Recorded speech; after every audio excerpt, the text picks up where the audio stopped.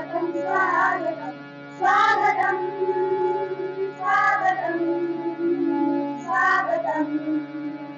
स्वागतम् स्वागतम् स्वागतम् स्वागतम् स्वागतम् ऐसा पावन सुहावन समय आज है, आप आए हंसियों में सरताज है।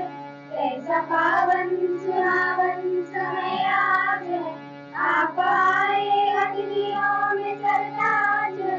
देव की भांति पूजन करे आज हम, देव की भांति पूजन करे आज हम।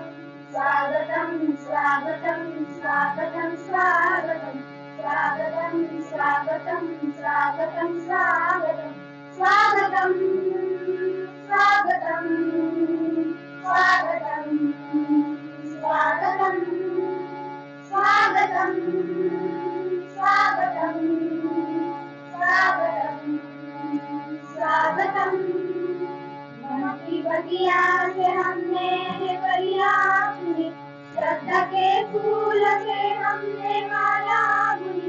मन की बगिया से हमने कलिया बुनी, श्रद्धा के फूल से हमने माला बुनी। करते हैं मिलके अर्पिता सुमन आज हम, करते हैं मिलके अर्पिता सुमन आज हम। स्वागतम् स्वागतम् स्वागतम् स्वागतम् स्वागतम् स्वागतम् स्वागतम्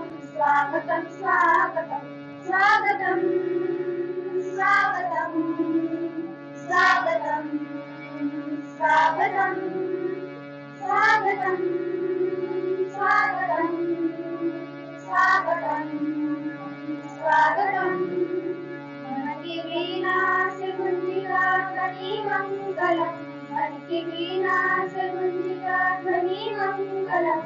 स्वागतम् स्वागतम् स्वागतम् स्वागतम् स्वागतम् स्वागतम् स्वागतम् स्वागतम् स्वागतम् स्वागतम् स्वागतम् स्वागतम् स्वागतम् स्वागतम् स्वागतम् स्वागतम्।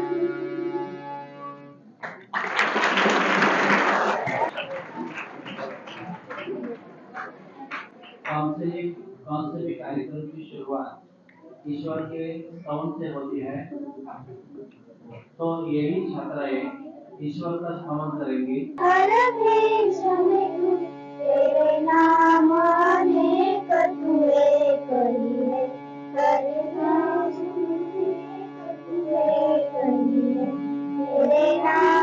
भूमि यह विश्व धरा, सब खेल में मेल में तू ही तो है, सब खेल में मेल में तू ही तो है। सागर से उठा बादल बन के, बादल से फूटा जल हो करके। सागर से उठा बादल बन के, बादल से फूटा जल हो करके। फिर नहर बना नदियाँ गहरी, तेरे भिन्न प्रकार तू एक ही है। फिर नहर बना नदियाँ गहरी, तेरे भिन्न प्रकार तू एक ही है। हर देश में तू, हर देश में तू, तेरे नाम अनेक तू एक ही है। तेरे नाम अनेक तू एक ही है। चींटी से भी अणु परमाणु बना, सब जीव जगत का रूप लिया। चींटी से भी अणु परमाणु बना, सब जीव जगत का रूप लिया। कभी पर्वत वृक्ष विशाल बना, सौंदर्य तेरे तू एक ही है। कहीं पर्वत वृक्ष विशाल बना, सौंदर्य तेरे तू एक ही है। हर देश में तू, हर देश में तू, तेरे नाम अनेक तू एक ही है। तेरे नाम अनेक तू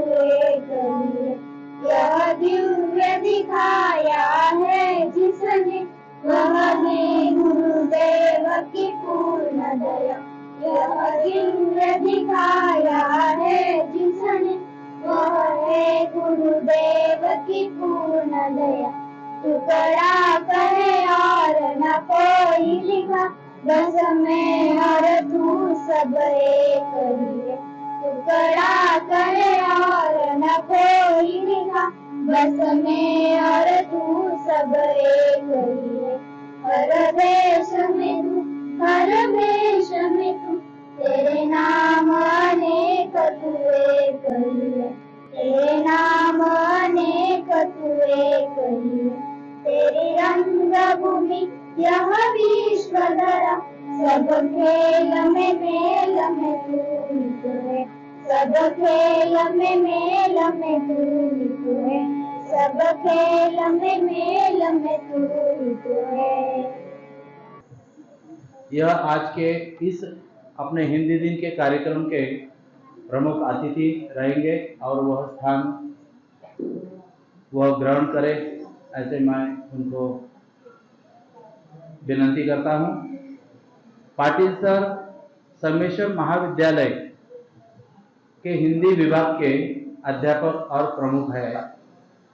उनके साथ हमारे मित्र संतोष जी पवार, जो अभी फोटोग्राफर का काम कर रहे हैं, यह भी संगमेश्वर कॉलेज के प्राध्यापक है, मराठी विभाग के प्रमुख प्राध्यापक हैं और विशेष यह हमारे गांव वाले भी हैं। और दूसरी बात पवार सर के बारे में, यह आकाशवाणी के उत्तम निवेदक है। हम जब रेडियो लगाते हैं, सुबह पहली आवाज संतोष पवार जी की होती है। इसलिए यह गर्व की बात है कि ऐसे महान व्यक्ति भी हमारे पाठशाला में आने का यहाँ हमको सौभाग्य मिलता है। मैं अतिथि और प्रशालय के हमारे मित्र गुरु सर, पवार सर और पाटिल सर को विनती करता हूँ कि माँ सरस्वती का पूजन करें। वाचन करने वाली हूँ। हम सबका अभिमान है हिंदी, हम सबका अभिमान है हिंदी, भारत देश की शान है हिंदी, भारत देश की शान है हिंदी। एक भाषा है आशा भरी, एक भाषा है आशा भरी, जिसका नाम है हिंदी, जिसका नाम है हिंदी। हिंदी केवल जुबा नहीं, हिंदी केवल जुबा नहीं, देश के माथे की बिंदी है, देश के माथे की बिंदी है। मिस्री से भी मीठी है जो, मिस्री से भी मीठी है जो, वो हमारी हिंदी भाषा है, वो हमारी हिंदी भाषा है। दिल से भी दिल को जोड़े जो, दिल से भी दिल को जोड़े जो, उससे जुड़ी हर आशा है, उससे जुड़ी हर आशा है। भाषा हमने सारी सीखी, भाषा हमने सारी सीखी, पर हिंदी जैसी बात नहीं, पर हिंदी जैसी बात नहीं। संस्कृत से संस्कृति मिली, संस्कृत से संस्कृति मिली, हिंदी से हिंदुस्तान मिला, हिंदी से हिंदुस्तान मिला। पर आज अंग्रेजों के चक्कर में, पर आज अंग्रेजों के चक्कर में हम अपनी पहचान भूल गए, हम अपनी पहचान भूल गए। धन्यवाद। जय हिंद, जय भारत। मैं आज़ादी मुल्ला कक्षा 9वीं की छात्र हूँ। आप सभी को मेरा प्यार भरा नमस्कार। सबसे पहले आप सभी को हिंदी दिवस की हार्दिक शुभकामनाएं। मैं आज काव्य वाचन करने वाली हूँ। हिंदी से बना हिंदुस्तान तभी तो भारत महान है, हिंदी से बना हिंदुस्तान तभी तो भारत महान है। हिंदी भाषा की उन्नति के लिए अपना सब कुछ कुर्बान है, हिंदी भाषा की उन्नति के लिए अपना सब कुछ कुर्बान है। हिंदी को आगे बढ़ाना है, उन्नति की राह पर ले जाना है, हिंदी को आगे बढ़ाना है, उन्नति की राह पर ले जाना है। केवल एक दिन हिंदी नहीं, हमें नित्य हिंदी दिवस मनाना है, केवल एक दिन हिंदी नहीं, हमें नित्य हिंदी दिवस मनाना है। धन्यवाद। सबको मेरा प्रणाम। मेरा नाम मानसी शिवराज पाटिल है। मैं 5वीं कक्षा में पढ़ती हूँ। आज मैं आपको हिंदी दिवस पर 2 शब्द कहने वाली हूँ। जन जन की आशा है हिंदी, भारत देश की भाषा है हिंदी। आज 14 सितंबर हम हिंदी दिवस मना रहे हैं। इस शुभ अवसर पर आप सबको हिंदी दिवस की हार्दिक शुभकामनाएं। 14 सितंबर 1949 को हिंदी भाषा को राजभाषा का दर्जा मिला। हिंदी भारत देश में सबसे अधिक बोले जाने वाली भाषा है। हिंदी भारत देश का गौरव और एकता का प्रतीक है। हिंदी एक सरल भाषा है जिसे कोई भी आसानी से पढ़ सकता है और लिख भी सकता है। यह विश्व की सबसे बड़ी, प्राचीन, समृद्ध और महान भाषा है। आओ हम सब मिलकर हिंदी को जन जन तक पहुंचाने की कोशिश करें। धन्यवाद। जय हिंद, जय भारत।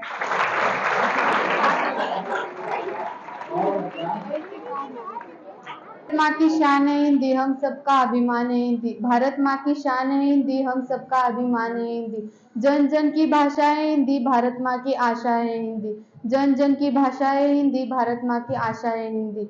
माननीय मुख्य अतिथि, आदरणीय शिक्षकगण और मेरे प्यारे दोस्तों, मेरा नाम तस्लीम है। मैं 10वीं कक्षा में पढ़ती हूँ। सभी को मेरा नमस्कार। सबसे पहले आप सभी को हिंदी दिवस की ढेर सारी शुभकामनाएं। दोस्तों, आज 14 सितंबर है और इस दिन को पूरे भारत में हिंदी दिवस के रूप में मनाया जाता है। दरअसल आजादी मिलने के बाद संविधान सभा ने 14 सितंबर को हिंदी को आधिकारिक भाषा का दर्जा दिया था। इसी की याद में वर्ष 1953 से 14 सितंबर को हिंदी दिवस के रूप में मनाया जाता है। साथियों, हर भारतीय नागरिक के लिए इस दिन का बेहद खास महत्व है। यहाँ अलग अलग जाति धर्म के लोग रहते हैं, अलग अलग भाषाएं बोली जाती है। हिंदी एक ऐसी भाषा है जो पूरे देश के लोगों को एकता के सूत्र में बांधे रखती है। हमारी अखंडता में एकता ही हमारी पहचान है। हमारी अखंडता में एकता ही हमारी पहचान है। हिंदुस्तानी है हम और हिंदी हमारी जुबान है। हिंदुस्तानी है हम और हिंदी हमारी जुबान है। हिंदी का गौरव आज पूरी दुनिया में बढ़ रहा है। हिंदी की खुशबू से अक्षरों की बगिया महक रही है। हिंदी सिर्फ हमारी भाषा ही नहीं, हमारी जान पहचान और हमारी शान है। सभी देशवासियों को अपनी भाषा पर गर्व होना चाहिए। सभी को मिलकर अपनी भाषा का प्रचार व प्रसार करना होगा।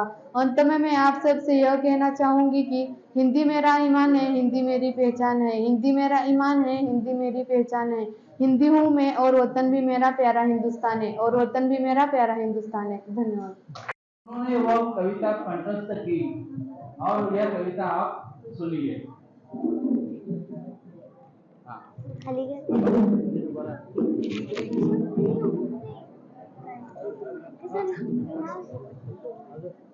नामे डॉक्टर, नामे ओझा, नामे वैद्य हकीम, मैं तो केवल एक पेड़ हूँ, नाम है मेरा नीम। मेरी सूखी पत्ती डालो, उन्हीं का पड़े अनाज बचा लो। सूखी पत्ती के धुएं से मक्खी मच्छर दूर भगा लो। गर्मी पत्तियों के कारण शीतल है मेरी छाया। गर्मी और थकान मिटी जो मेरे नीचे आया। नहीं काटना मुझको तुम, मैं इतने सुख दे देता। सूरज की किरणों से मिलकर हवा शुद्ध कर देता। सूरज तारे धरती चांद की जब तक चले कहानी, हमेशा सबको सुख देने की है मैंने मन में ठानी, है मैंने मन में ठानी। धन्यवाद। कविता कंठस्थ की है। वक्तृत्व स्पर्धा, काव्य वाचन, यह अलग विभाग होता है। इसमें छात्रों ने बहुत ही अच्छा उत्साह मुझे दिखाया है। तो इसके बाद आज का प्रमुख आकर्षण संगमेश्वर महाविद्यालय के हिंदी विभाग के प्राध्यापक माननीय श्री शिवराज जी पाटिल सर, इनको मैं विनंती करता हूं कि अपना भाषण व्यक्त करें, मनोगत व्यक्त करें। मन से सुनना चाहते हैं, घर भागना चाहते हैं?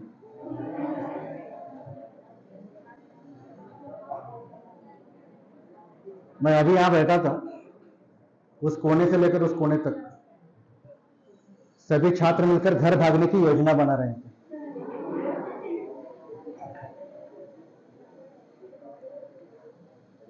इतने में एक लड़के ने दूसरे लड़के को चुटकी काटी। वो घोड़े की तरह उछक गया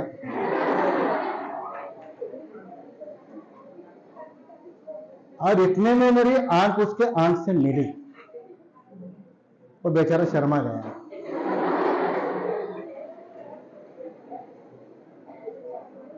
ऐसे शर्मा जाए जैसे जबरदस्ती उसकी शादी करा दी जाए।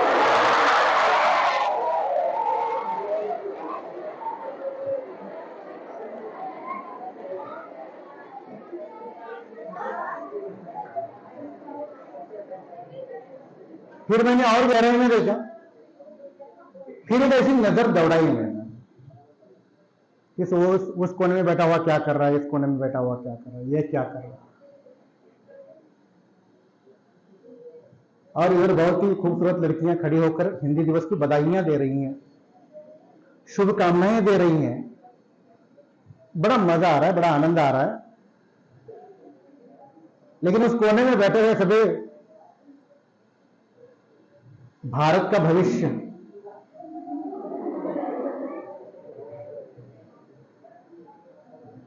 हमारा देश महान है। यदि देश महान है तो देश के लोग भी महान हैं। और स्कूलों में ये सारी बातें बड़ी मजेदार रहती है, बड़ा मजा आ जाता है कि चलो भाई बैठे बैठे सुनने से ज्यादा बाकी के कर्तव्य दिखाने में बड़े माहिर होते हैं। अभी बहुत सारी लड़कियों ने भाषण किया, उसमें लड़के थे ही नहीं, सारी लड़कियां। ये तो बड़ी शर्म की बात है, लड़के क्यों नहीं है? लड़कों ने तैयारी की ही नहीं। बड़े मुश्किल से एक लड़का है अंतिम कविता में कोई नींद की कविता लेके आया था। प्रारंभ करने से पूर्व उस पर बहुत सारी बातें मैं आपसे करूंगा अवश्य, और बहुत ही अच्छी अच्छी बातें बताने का प्रयास करूंगा, और दो अच्छी कहानियां मैं आज आपको सुनाऊंगा। आपके प्रशाला के प्रधानाध्यापक यहां पर बैठे हैं, गुरव सर जी,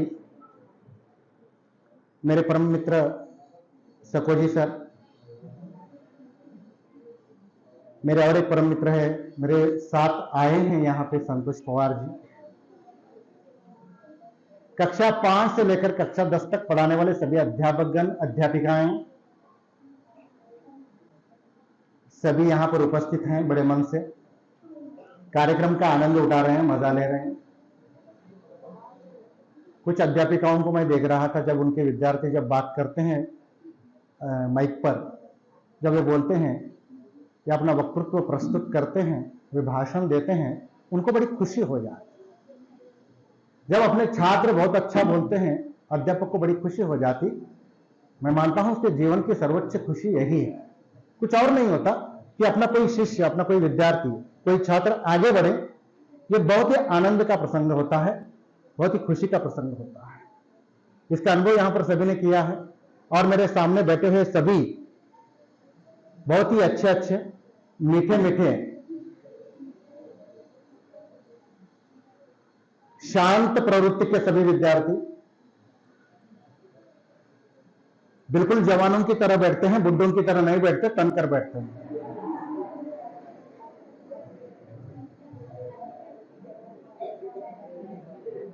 शायद भगवान से प्रार्थना करेंगे कि आपको कभी बुढ़ापा न आए,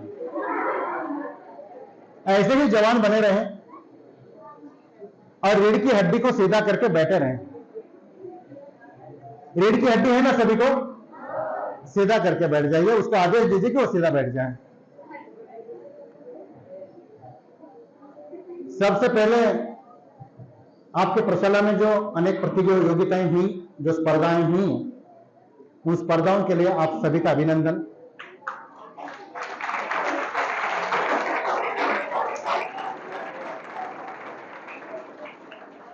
जिनको पुरस्कार नहीं मिला उनका भी अभिनंदन।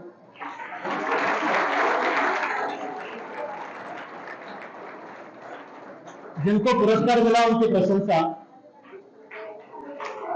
जिन अध्यापकों ने आपके लिए समय दिया, यह समयदान बहुत महत्वपूर्ण है, जो आपके सामने रहे, आपको प्रेरित करते रहें, आपको मोटिवेट करते रहें, आपको उत्साहित करते रहें, प्रेरणा देते रहें, उन सभी अध्यापकों के प्रति आज मैं नमन करता हूं कि हिंदी दिवस के अवसर पर ऐसे ही कार्यक्रमों की आवश्यकता है। भाषण मैंने कम से कम 8-10 साल से भाषण बंद किए हैं। किसी विशेष प्रसंग में जाकर मैं भाषण देता हूं, नहीं तो भाषण मैंने बंद कर दिए हैं। क्योंकि विद्यार्थियों को हिंदी यदि पढ़ाना है या हिंदी में उनका संवाद हो, हिंदी में अच्छी तरह से बोल पाए, इसके लिए भाषण का कोई उपयोग है नहीं। भाषण तो प्रेरणा देने के लिए होता है, एक आध विद्यार्थी अच्छी तरह से सुन लेता है, वो भी चाहता है कि चलो मैं भी ऐसे ही बात करूं, ऐसे ही बोलूं, ऐसे ही व्यक्त हो जाऊं, अभिव्यक्त करूं, मैं भी भाषण दूं, कहीं और जाऊं, अच्छी तरह से अपनी बातों को रखूं, संवाद करूं, लोग मेरी प्रशंसा करें, तारीफ करें, वो चाहता है। लेकिन दोस्तों, भाषण सुनने से भाषण नहीं आते।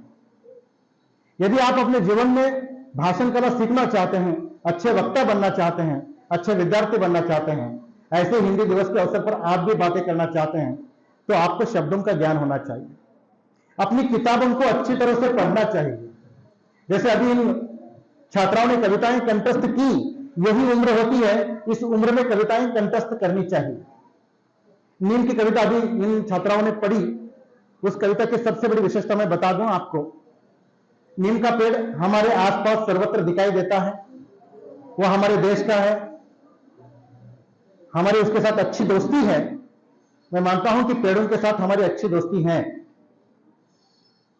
मेरी बात को गंभीरता से सुन लीजिए कि हम मानते हैं कि पेड़ों के साथ हमारी अच्छी दोस्ती है, क्योंकि भारतीय संस्कृति का निर्माण ही पेड़ों से हुआ है दोस्तों,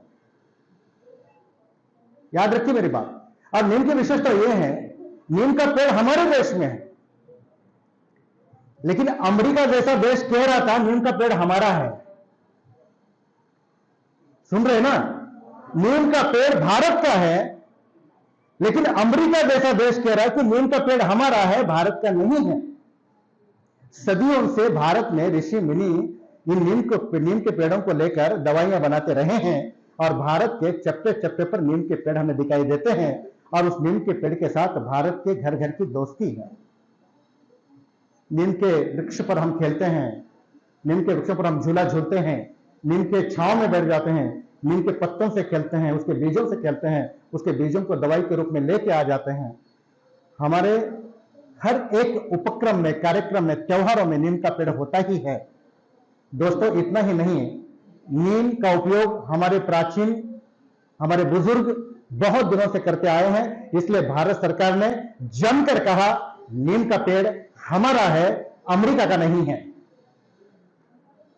हमारे प्रधानमंत्री ने बहुत सारा संघर्ष किया, और संघर्ष के बाद अमेरिका को हमारे प्रधानमंत्री के सामने झुकना पड़ा और यह स्वीकार करना पड़ा कि नीम का पेड़ भारत का है। यह हमारे देश की जीत है, यह विजय है, यह गर्व है। नीम के पेड़ की कविता पढ़नी है, कविता के साथ यह भी पढ़ना चाहिए, नीम हमारी संपत्ति है। पेड़ों का महत्व धीरे धीरे जैसे बड़े हो जाएंगे, आपके समझ में आ जाएगा नीम का पेटेंट आज हमारे पास है। जिस देश में एक तो नीम का पेड़ नहीं है, उस देश का प्रधानमंत्री कहता है कि नीम का पेड़ हमारा है। इस तरह से वहां बैठे बैठे चोरी करने वाले लोग, भले वो देश बड़ा हो, लेकिन वो लोग कहते हैं कि नीम का पेड़ हमारा है। भारत के प्रधानमंत्री कह रहे हैं कि नहीं हमारा है, क्योंकि नीम के पेड़ भारत में दिखाई देते हैं। भारत के हर घर के सामने कहीं ना कहीं गली मोहल्ले में वो नीम के पेड़ दिखाई देते हैं। इसलिए दोस्तों, हिंदी दिवस के अवसर पर इतनी सारी बधाइयां ले रहे हैं। ऐसे कार्यक्रमों के माध्यम से आपको आगे आना चाहिए, भाग लेना चाहिए, कविताएं कहनी चाहिए, बोलना चाहिए। आज कम से कम हिंदी में बात करें हम, कोई हिंदी का डायलॉग बोल के दिखाए, कोई हिंदी का संवाद बोल के दिखाए, बड़ी ताकत के साथ, बहुत ही अच्छी तरह से हिंदी के छोटे छोटे नाटक किए जाएं। नाटकों के माध्यम से हम मंच पर आए, सबके सामने आए और हिंदी में बोलते रहें, हिंदी की कहावतों को दोहराते रहें, हिंदी में मुहावरे कहते रहें, बहुत ही हंसी मजाक वाली बातें एकत्र करते रहें, उसे बोलते रहें।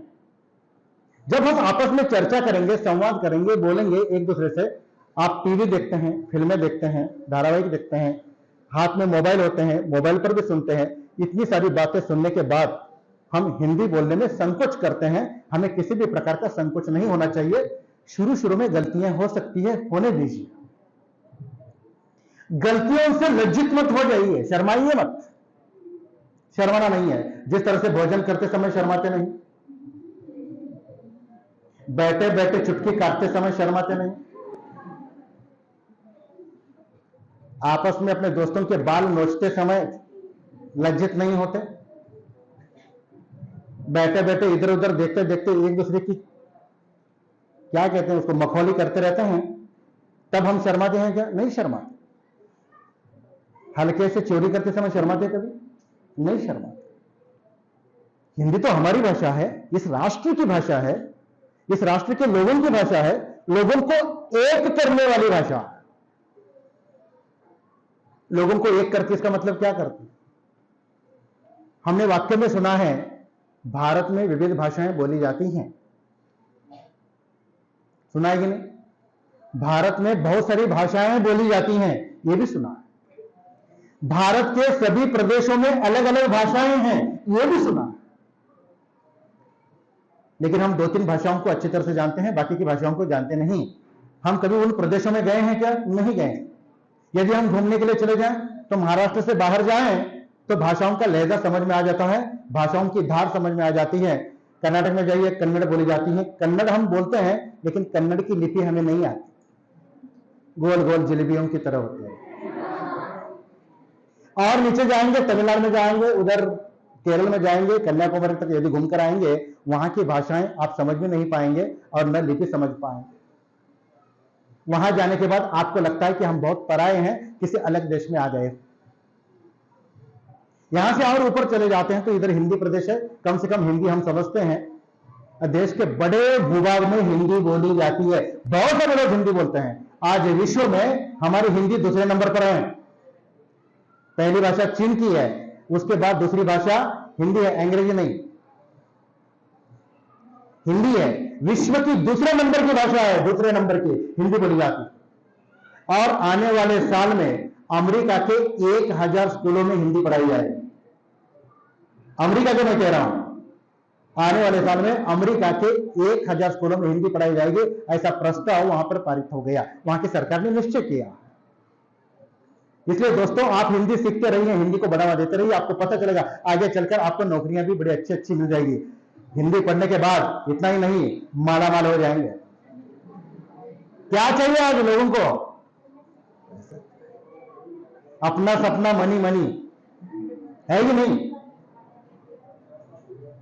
इसलिए दोस्तों, हिंदी पढ़नी चाहिए, हिंदी को बढ़ावा देना चाहिए। लेकिन हिंदी कैसे पढ़ें? हम हिंदी में बोलते रहें, हम हिंदी में एक दूसरे से जुड़ते रहें। जब भी हम मौका मिल जाता है एक दूसरे के साथ हिंदी में ऐसी बातें बोलते रहें जिससे हिंदी को बढ़ावा मिले और आपको मजा भी आ जाए, आप उसका आनंद ले सकें। कई वर्ष पूर्व यह देश गुलाम था, यानी कम से कम 75 वर्ष पूर्व, और बहुत बड़ी गुलामी इस देश ने भोगी। गुलामी के बाद यह देश आजाद हो गया। 2 कहानियां, अब बहुत अच्छी कहानियां मैं आपको सुनाऊंगा। कहानी सुन रहे हैं? कान को खड़ा करके बैठ जाइए। मैंने कान को खड़ा करने के लिए कहा, कान को खड़ा करके बैठ जाइए। ठीक से सुनिए, ऊंचा सुनिए। और जब स्वतंत्र हुए, स्वतंत्र होने के बाद हमारे देश में, देश से अंग्रेज चले गए, शरीर से अंग्रेज चले गए, लेकिन अंग्रेजों की व्यवस्था और अंग्रेजों की भाषा यहीं पर रही। अंग्रेजी बोलनी चाहिए, बड़ी आसान भाषा है, कुछ है नहीं उसमें, हम बोलते नहीं है, पढ़ते नहीं है, इसलिए वो हमसे बहुत दूर भाग जाती है, या हमें आती नहीं है। बाकी कुछ भी नहीं है, हमारी भाषाएं उससे भी खूबसूरत और मधुर है, कोई बात नहीं। लेकिन अंग्रेजी पढ़नी चाहिए जरूर, उसका कोई विरोध है नहीं। अंग्रेज चले गए, लेकिन जाते जाते उन्होंने अंग्रेजी भाषा को यहां पर छोड़ दिया। हम अंग्रेजी पढ़ रहे हैं, केवल पढ़ रहे हैं क्लास में, आप नहीं जानते अंग्रेजी कंपलसरी है। आपको, आप पढ़ नहीं रहे हैं, जबरदस्ती पढ़वा रहे हैं आप। जरूरत है क्या? नहीं। जिसकी इच्छा होगी वो पढ़ेगा, जिसकी इच्छा नहीं है वो नहीं पढ़ेगा। लेकिन फिर भी हम पर वो भाषा थोपी गई, अंग्रेजी भाषा हमारी मालिक बन गई, और हम अंग्रेजी के गुलाम बनते रहे आज तक। आने वाले दिनों में अंग्रेजी कंपलसरी हटा दी जाएगी, हम अपने मन से पढ़ाई कर सके। इस तरह से नई शिक्षा नीति आ रही है, आपके मन के अनुसार आ रही है नई शिक्षा नीति। लेकिन अंग्रेजी रह गई, और अंग्रेजी जैसे ही हम पढ़ने लगे, धीरे धीरे 70-75 साल के बाद सरकार के समझ में आ गया इसकी जरूरत कितनी है, तो सरकार अब बदल रही है, तो हमें भी बदलना चाहिए, यह बात आ गई। लेकिन दोस्तों, आज हिंदी की स्थिति अच्छी हो रही है और भी अच्छी हो जाएगी।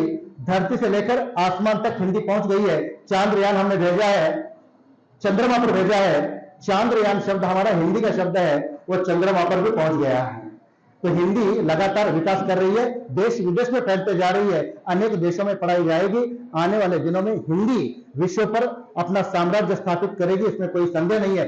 ये बात आज हमें अटपटी लगती होगी, लेकिन धीरे धीरे भारत जिस तरह से आगे बढ़ रहा है, निस्संदेह हिंदी की प्रगति बहुत अच्छी तरह से होती रहेगी। किस तरह से प्रगति होती रहेगी? एक बहुत ही कथा मैं 15 वर्ष पूर्व मैंने यहीं पर यह कथा सुनाई थी, एक बार फिर से वह कथा आपको सुनाता हूं। उस समय मानिक यादव जी ने मुझे आमंत्रित किया था और 15 वर्ष पहले इसी भवन में मैंने वह कथा सुनाई थी। एक बार फिर से उस कथा को आज आपके सामने दोहराता हूं, सुन लीजिए उस कथा को, बड़ी सुंदर और प्यारी कथा है। एक खरगोश था और एक कछुआ था।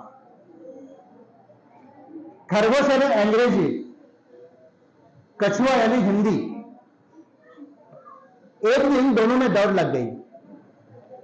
दोनों ने तय किया, सुन लीजिए कथा, आगे बहुत प्यारी कथा। दोनों में दौड़ लगी, दोनों ने तय किया कि हम दौड़ेंगे, जो जीतेगा उसे पुरस्कार मिल जाएगा। कछुए ने कहा कि मैं बहुत धीमे धीमे चलता हूं, तुम्हारी तोड़ तो है नहीं, तुम्हारी तरह भागूंगा नहीं, आप तुमसे क्या स्पर्धा करूं मैं। फिर भी खरगोश ने कहा कि चलो हम दौड़ तो लगा लेते हैं। ऐसे नाना करते हुए कछुए ने कहा कि चलो ठीक है, हम दौड़ लगा लेते हैं। और दौड़ शुरू हो गई। सुबह जैसे ही दौड़ शुरू हो गई, खरगोश था, तेज दौड़ने लगा, तेज दौड़ते दौड़ते आगे चला गया और फिर वो अपने मुकाम पर पहुंच गया। कछुआ धीरे धीरे धीरे धीरे और फिर आराम से वो पहुंच गया। खरगोश बड़ा तेज था, तेजी से पहुंच भी गया, रास्ते में नींद भी ले ली, उसे मजा आया। कछुआ आराम से पहुंच गया। खरगोश ने कछुए का मजाक उड़ाया, अरे क्या बहुत धीमे चलते हो, तुम्हें तो चलना ही नहीं आता, दौड़ना नहीं आता, क्या तुम्हारा उपयोग है। कछुए को बड़ा बुरा लगा। उसने भी सोचा कि चलो भाई, दौड़ में हमें भी शामिल होना चाहिए और इससे आगे दौड़ना चाहिए, लेकिन क्या करें, भगवान ने उसे वैसा बनाया। लेकिन रात में कछुए ने बहुत सोचा, भगवान ने मुझे वैसे भी बनाया हो, लेकिन मैं एक काम करूंगा, इस दौड़ में शामिल हो जाऊंगा और दौड़ जीतूंगा भी मैं। कछुआ और दौड़ जीते, बड़ी अद्भुत बात, अब देखना चाहिए, बड़ा मजा आ जाएगा इस दौड़ में। दूसरे दिन कछुआ सुबह सुबह चला गया जंगल में। उसने खरगोश को बुला लिया और खरगोश से कहा, आ जाओ, आज हम दौड़ लगाते हैं। हाँ, लेकिन मेरी एक शर्त है। खरगोश ने कहा, बताओ बताओ क्या शर्त है। आज भी मैं ही जीतूंगा। कोई बात नहीं है, दोनों आ गए आमने सामने। कछुए ने कहा कि देखो, कल हमने दौड़ लगाई, कल रास्ता तुमने तय किया था, कल का रास्ता तुमने निश्चित किया था। आज हम दौड़ लगाएंगे, आज रास्ता मैं निश्चित करूंगा। खरगोश ने कहा कि कौन सी बड़ी बात है, रास्ता तो रास्ता है, दौड़ना ही है, मैं तो ऐसे भी पहुंच जाऊंगा, ये पागल आदमी है, दौड़ लगाने की बात कर रहा है, चलो दौड़ लेते।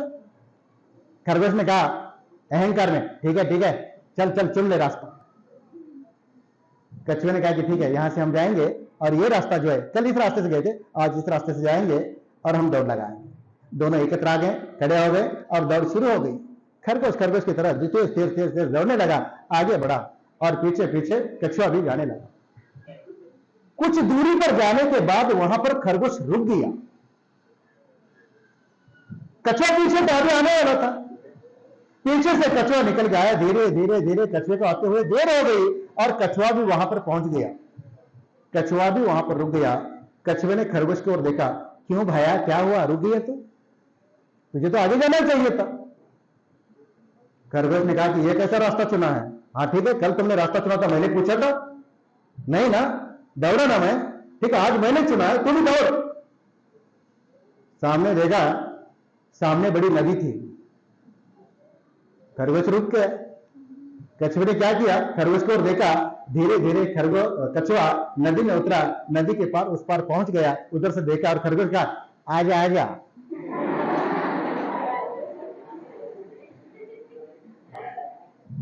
और दोस्तों, दूसरे दिन खरगोश जीत गया। कुछ सालों तक अंग्रेजी हुकूमत होती रही, खरगोश की हुकूमत होती रही, लेकिन कुछ सालों के बाद कछुआ जीतता है। ये भी याद रहे, धीमी गति से क्यों ना हो, लेकिन कछुआ जीतता है। ये बात बहुत बड़ी है दोस्तों। इसलिए हिंदी ही हमारी भाषा कछुए की तरह आगे बढ़ रही है और देश विदेश तक पहुंच जाएगी और एक दिन इतनी बड़ी हो जाएगी, उस दिन हिंदी पर आपको इतना गर्व हो जाएगा, आप कहेंगे मैं हिंदी हूं और हिंदुस्तान का हूं, इस बात का गर्व आपको हो जाएगा। 1899 की एक कथा है बड़ी प्यारी कथा है। इस कथा के बाद हम रुक जाएंगे और उस कथा को सुन लीजिए। आपने एक नाम सुना होगा, स्वामी विवेकानंद। सभी ने नाम सुना। चलिए उन्हीं की कथा बता देते हैं। 1899 में स्वामी विवेकानंद अमेरिका में थे, लॉस एंजल्स में। और अमेरिका में एक दिन वह अपने कमरे में बैठे थे, एक अमेरिकी व्यक्ति उनसे मिलने आया। जैसे वो मिलने के लिए आया, आते ही उसने स्वामी जी से पूछा, how are you? Swami ji ने कहा, मैं अच्छा हूं।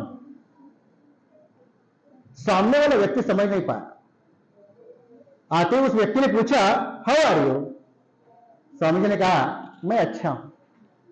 तो सामने वाले व्यक्ति को लगा कि स्वामी जी को अंग्रेजी नहीं आती। स्वामी विवेकानंद की अंग्रेजी बहुत बड़ी और बेहतरीन थी। उसको लगा कि इनको अंग्रेजी नहीं आती होगी, इसलिए चलो मैं हिंदी में प्रश्न पूछ लेता हूं। उसे टूटी फूटी हिंदी आती थी। उसने कहा कि स्वामी जी, हमारे देश में आपको कैसा लग रहा है? हमारा देश, हमारा कंट्री कैसा है? तब स्वामी जी ने कहा, today I am feeling better and your country is beautiful. देखिए बात, पहली बार प्रश्न पूछा था उसने अंग्रेजी में, तो स्वामी जी ने उत्तर दिया हिंदी में। दूसरी बार उसने हिंदी में प्रश्न पूछा, स्वामी जी ने उत्तर दिया अंग्रेजी में। उस व्यक्ति ने कहा, स्वामी जी, मैंने जब आपको अंग्रेजी में प्रश्न पूछा तो आपने हिंदी में उत्तर दिया। तो स्वामी जी ने कहा, आपने अपनी मातृभाषा में बात की तो मैंने अपनी मातृभाषा में बात की। जब आपने मेरी मातृभाषा में बात की तब मैंने आपकी मातृभाषा में बात की। यदि आप मेरी भाषा का सम्मान करते हैं तो मैं आपकी भाषा का सम्मान करूंगा। बहुत सुंदर बात है। इस तरह से स्वामी विवेकानंद के जीवन का यह प्रसंग बड़ा अद्भुत है, बड़ा अच्छा प्रसंग है। यदि कोई हमारा सम्मान करता है तो निस्संदेह हमें भी उसका सम्मान करना चाहिए। इस तरह से एक दूसरे का सम्मान करते करते भाषाएं विकसित हो जाती हैं, भाषाएं प्रसिद्ध हो जाती हैं, भाषाएं देश विदेश तक पहुंच जाती है। इसलिए दोस्तों, हमें जब भी कोई भाषा पढ़नी है तो बहुत ही सम्मान पूर्वक और स्वाभिमान के साथ पढ़ना चाहिए।